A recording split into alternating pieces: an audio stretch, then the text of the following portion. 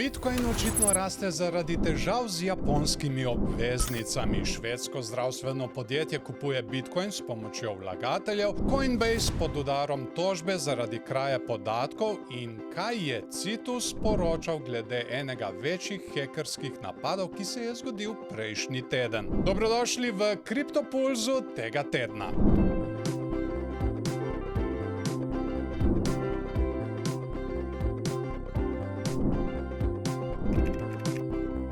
Bitcoin je 22. maja dosegel novo rekordno vrednost pri $112,000. Analitiki pa menijo, da za to ni kriva zgolj geopolitika, ampak predvsem gospodarske težave na Japonskem. Tam so se donosi državnih obveznic močno zvišali, kar pomeni, da vlagatelji izgubljajo zaupanje v zmožnost države za odplačilo dolgov. Takšna situacija povečuje zanimanje za Bitcoin kot varno zatočišče, saj je neodvisen od držav in nima tako imenovanega kreditnega tveganja. Zaradi podobnih skrbi se v ZDA povečuje tudi zanimanje za Bitcoin ETF-e, kar dodatno potiska ceno navzgor. Če se bo ta trend nadaljeval, analitiki ocenjujejo, da bi Bitcoin lahko zrasel celo do $200,000. Kar realna napoved, kaj menite? Podjetje H100 iz Švedske, ki se ukvarja z zdravstveno tehnologijo, je zbralo $2,2 milijona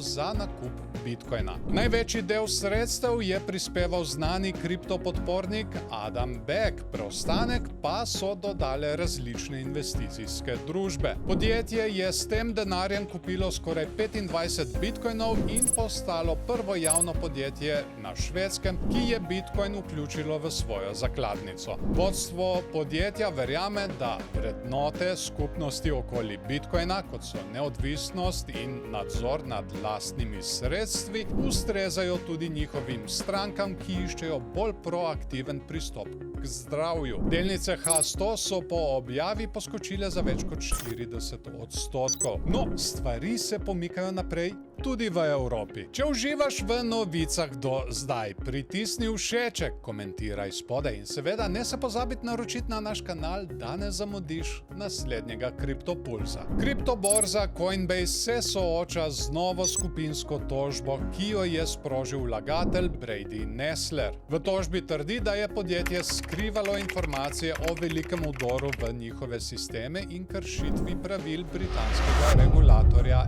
FCA. Vdor se je zgodil že pred meseci, a so ga javnosti razkrili šele maja 2025. Hekerji so podkupili zaposlene v podpori strank in ukradli občutljive podatke uporabnikov. Poleg tega je Coinbase prejel tudi $4,5 milijona kazni v Veliki Britaniji zaradi napačnega vodenja visokorizičnih uporabnikov. Zaradi zamolčanih informacij je vrednost delnic padla, vlagatelji pa zahtevajo odškodnino. Tukaj bo zanimivo spremljati pot do epiloga. Na decentralizirani borzi Cetus, ki deluje na verigi SUI, se je prejšnji teden zgodil eden največjih vdorov v letošnjem letu. Izginilo je kar $223 milijonov.